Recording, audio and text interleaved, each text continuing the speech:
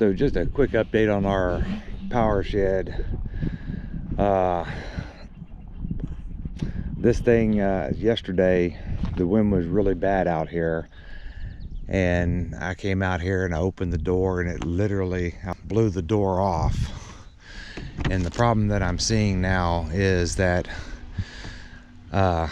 these doors that they have are really not constructed very well.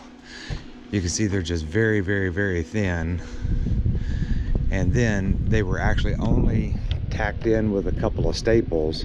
Well, they put a mess of staples in it, but these staples, when it came to the wind blowing and the door flew back open like this, that door just came right off the staples, flew out here. All these pieces here and the piece down there came off.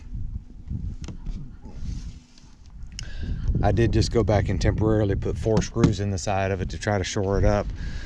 I think what I'm going to do is frame out the inside, and I'll video that whenever we do it.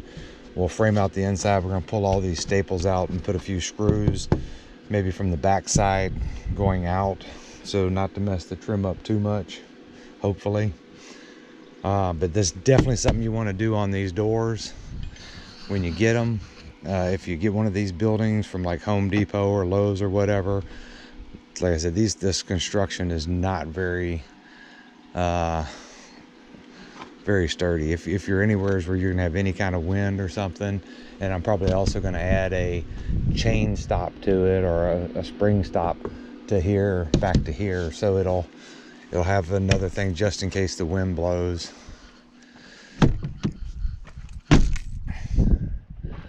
Eventually I may just take the doors off and replace the doors as a whole, and just put like a regular walk-in door on it instead, because we're not using this, or we're not going to use it for a whole lot of storage. Once we get the house moved, and it started, we'll be storing a lot of our stuff in there.